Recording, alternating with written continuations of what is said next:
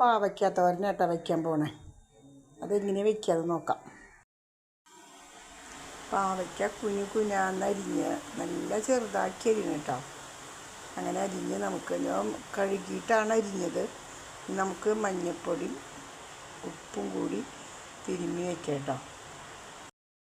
മഞ്ഞൾപ്പൊടി ഉപ്പും കറിവേപ്പിലയും കൂടി തിരുമ്മി വെച്ചിട്ടുണ്ട് കേട്ടോ.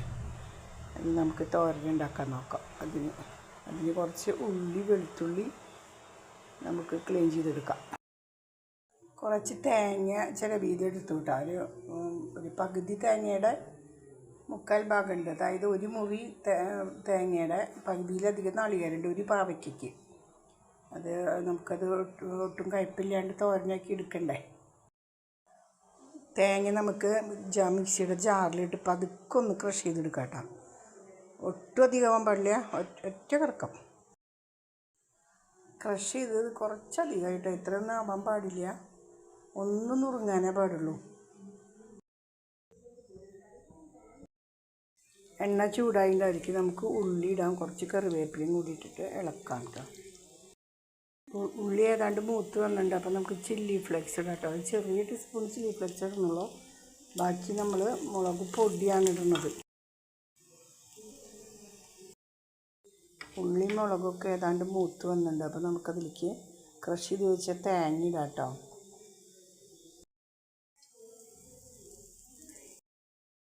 തേങ്ങയിട്ട് നല്ല പോലെ ഇളക്കി ഒരു മിനിറ്റോളം ഇളക്കണം കേട്ടോ. അതിന് ശേഷം നമുക്കിതിലേക്ക് പാവയ്ക്ക ഇടാം. പാവയ്ക്കിട്ട് നല്ല പോലെ ഇളക്കി നല്ല ഉപ്പ് ഒന്ന് വെന്ത് വന്നതിന് ശേഷം ഉപ്പ് നോക്കിയാൽ മതി. എന്നാലും ഉപ്പ് പോരായുണ്ടോയെന്ന് അറിയുള്ളൂ. ഇടയ്ക്കൊന്ന് ഇളക്കിയിട്ട് കൊടുക്കാം. എന്നിട്ട് നമുക്ക് ഉപ്പ് പാകത്തിന് ഉണ്ടോ നോക്കിയിട്ട് ഉപ്പ് കുറച്ച് ഇട്ട് കൊടുക്കണം കേട്ടോ. ഉപ്പ് ഇത്തിരി മുൻപിൽ നിൽക്കണം. കാരണം ഇതിന് കയ്പ്പൊക്കെ ഉള്ളതല്ലേ. ഇതിങ്ങനെ ചെയ്യുമ്പോൾ കയ്പ്പ് കുറയും. എന്നാലും ഇതിൽ ഉപ്പ് ഇത്തിരി മുന്നിലാവണം. പാവയ്ക്കാത്തവരെ റെഡി ആയിട്ടുണ്ട് കേട്ടോ. അടിപൊളി ടേസ്റ്റാണ് ഇതിന്. എത്ര കഴിക്കാത്തവരും കഴിക്കും ഇങ്ങനെ വെച്ചാൽ. ഒന്ന് വെച്ച് നോക്കൂ കേട്ടോ, കഴിച്ച് നോക്കൂ വെച്ചിട്ട്. എല്ലാവർക്കും ഇഷ്ടപ്പെടും. ഇത്രയും അധികം പാവയ്ക്കുണ്ടായിട്ട് കുറച്ചേ ഉള്ളൂ ഇപ്പോൾ പാകമായി വന്നപ്പോഴേ.